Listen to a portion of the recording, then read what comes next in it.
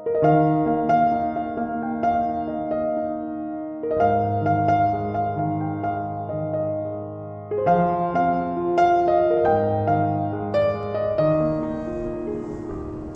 are the David Austin Queen of Sweden rose.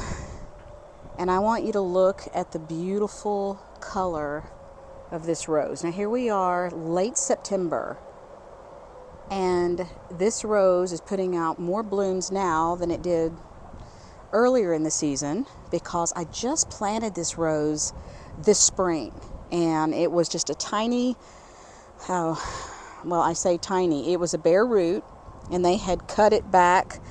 It didn't have a single leaf on it, and it had about 5 or 6 stalks that were about 4 inches long, totally dormant. It came in no pot, but bare root, so I planted it, and it has just really taken off. I hope you can hear me with the wind. The wind is blowing. We're really expecting to get some intense rain the next day or so, I think starting tonight, from the outskirts of the hurricane. What's her name? Helena? Anyway, we're here in Kentucky, and it hasn't even made landfall yet, but they're expecting it to be pretty bad, so I'm praying that it's not, because poor Florida has been hit so hard. But anyway, back to the Queen of Sweden. I think this color of pink is probably my favorite. It's just a very soft, warm, to me it's kind of a warm pink. You can see this bloom is perfect. Look at that. Isn't that gorgeous? I have it planted here close to the apricot drift rose, which is really similar if you compare the bloom color between the Queen of Sweden and the apricot drift. It's also got sort of a warm tone there. It ages out to a little less warm. But look at this baby bud. Have you ever seen anything more cute than that? Look at that little guy. I mean, that is perfection.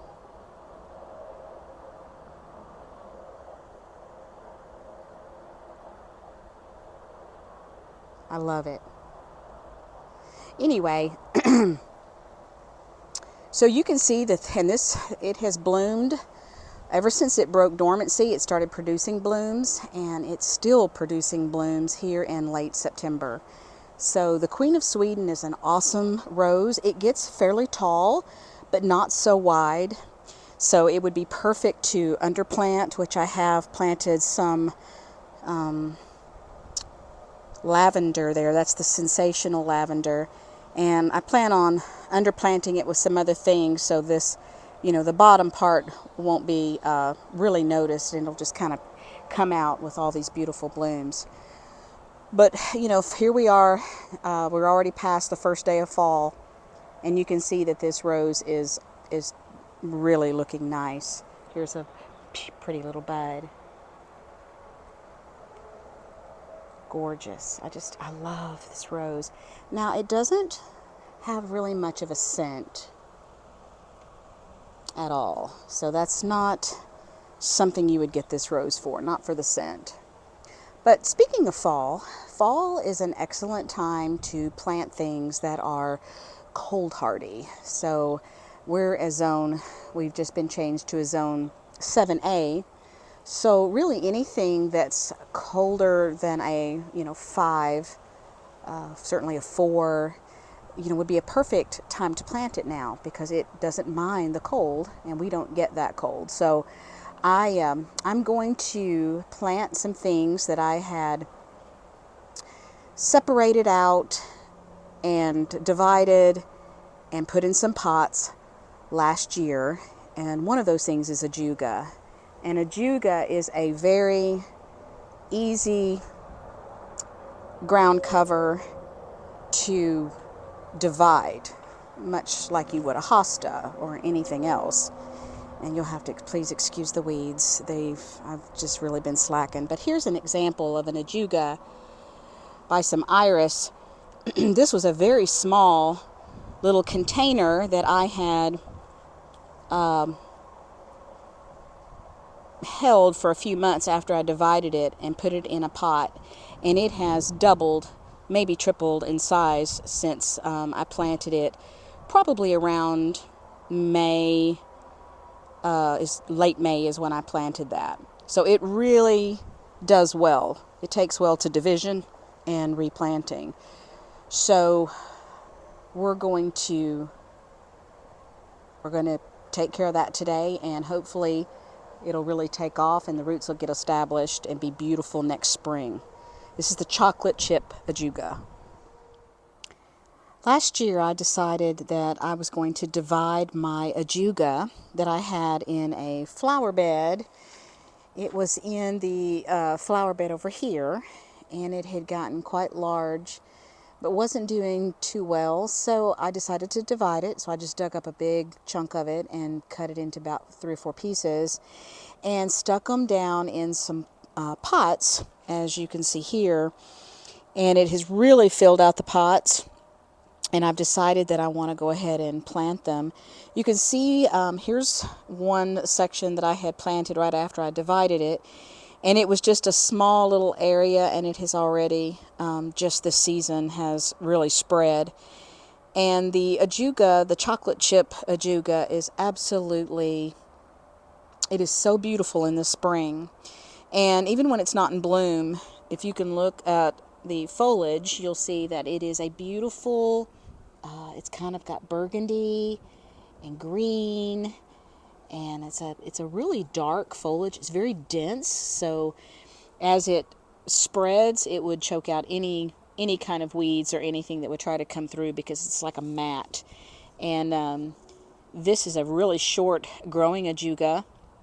It's only like a couple of inches tall, but I'd like to get it to spread all throughout here, and it'll take some time. But as they get large, I can divide them and spread them out, so hopefully it'll really start taking over. So I've decided to plant it here. This is a rhododendron, and this area here gets shady pretty early in the afternoon because of this building here. And this is the west side, so it gets morning sun, but then it gets a break in the afternoon from the heat and the sun. So I'm going to take one of these here and plant it there, and then we'll find another spot perhaps over on the other side, and we'll just kind of scatter them out throughout this entire bed and see if we can't get the Ajuga to sort of spread and take over. I also love lamium, but I have planted 3 different lamium plants in this area, and all 3 of them have died. And I'm not sure what the problem is, other than they were doing great until it got super hot, and the humidity, they just started turning brown and they died. So I don't think they like direct sun. I don't think they like a lot of heat. If you'll look over here, I'll show you some lamium that has been in pretty much shade. This lamium here I planted also this spring, and it was just a tiny little pint size, probably a 3.5 inch wide container, and it has just gone nuts. It's done really well, and it's, I didn't really treat it any different than I did the 3 that died, other than this area here is on the north side of this building. And even though it's a greenhouse, so, you can get sun through the roof, it is greatly reduced UV light, so it's not near as intense. But this has just really spread. It's probably 2 feet wide now, and hopefully it will take over. But it has the most beautiful little lavender blooms on it. It is the beacon silver, or silver beacon. I think it's beacon silver lamium. And on the other side here, I have another planting of the lamium. Lamium is definitely my all-time favorite ground cover, but I really struggle with growing it here. I know it's rated to be in warm zones, but I just don't think it can handle any direct sun. Once you start getting into those months that it's just super intense, the heat and the humidity. and it just kills them if they're not already really rooted in and established. So, but the brightness that it brings to a shady area, I love that. I love the little green margins around that lime green leaf. I just think it's so beautiful. And then the flowers are just an added bonus. But for today, we're going to focus on the Ajuga. So I'm going to go ahead and start digging my hole. And we'll just put it here about the same size as these pots and get these planted.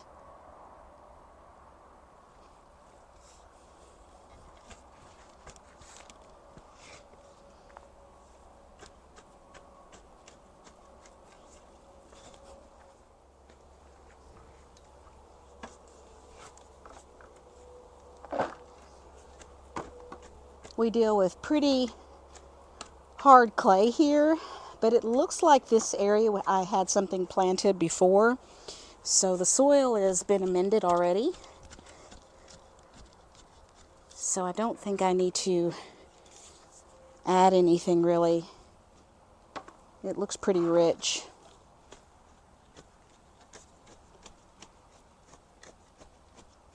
It's pretty loose. It just rained.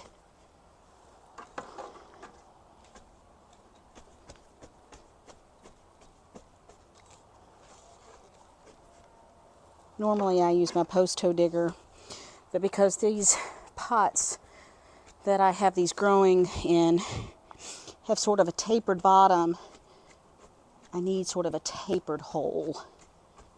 So I think that's probably going to be good enough. It's going to settle a little bit. And obviously I don't want it to sink below, where it's level with the ground.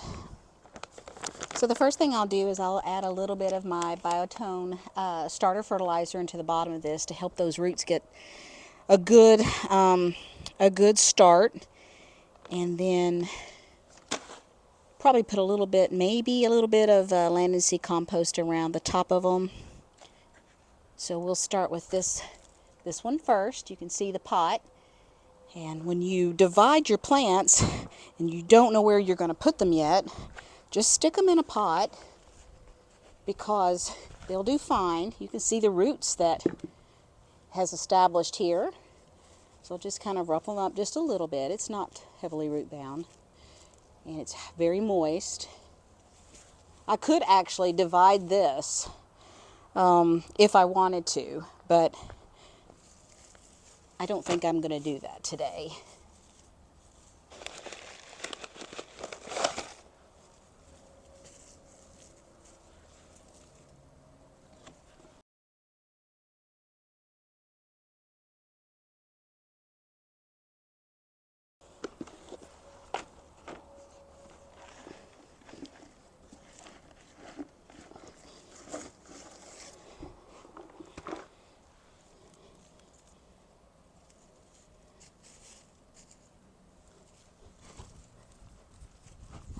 Press it down pretty good. And I'm not worried about this dirt on the top. When I water it, I'll wash all that off the top of it. I'll sprinkle a little bit more so this can get around the sides of the plant instead of just those bottom roots. And let's water it in.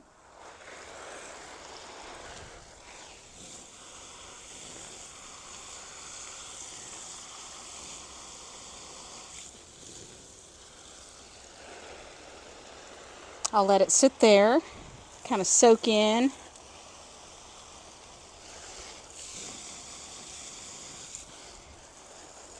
And hopefully it will get all around those roots and really settle that dirt. And then we'll water it again, and then I'll sort of top dress it. Make sure that it's solid. Get a little bit of that mud off. Hopefully it will really just take off. The water has settled around the sides, so I'm going to sprinkle. Soil is so wet, it's made a lot of clods here. Just breaking it free.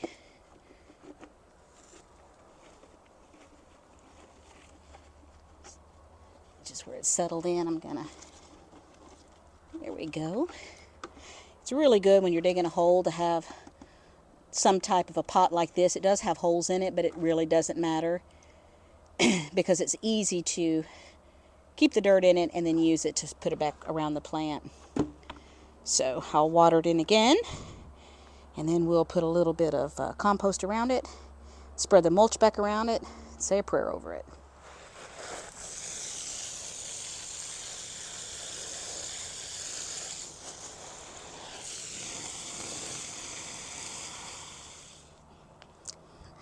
Went and got my handy dandy scoop and put a little bit of land and sea compost in it, and I'm just going to sprinkle it around here.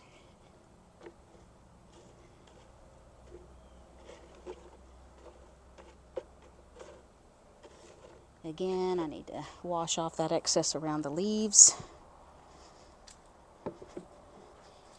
And then we'll put some mulch around it and call it complete.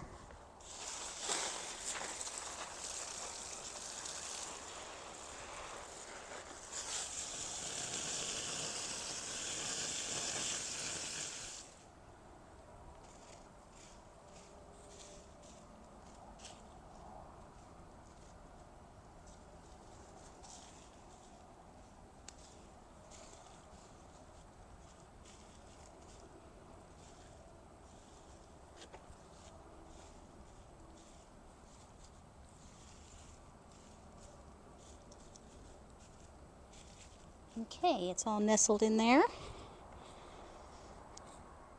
All right, one down and one more to go. So here they both are planted. There's the first one and there's the second one. So I'm hoping it just fills in this whole area here. And if I want to plant something, I can just dig up a section and plant it, and it can just grow up underneath it. But I'm going to have to call it quits because I don't know if you can see this cloud, but it's pretty ominous. The wind is blowing really hard, and I can see rain over there. So they're saying that we might get up to 4 inches of rain. Wow, can you guys see that cloud? I'm not sure it's showing up on video like it is in real life, but that is kind of a scary looking dude there.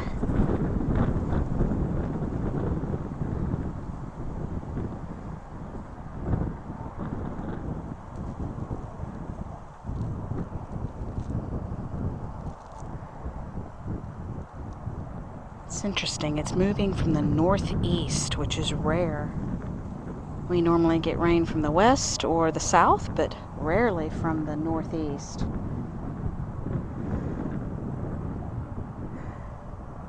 I guess I better look at the radar. Thanks for watching, guys.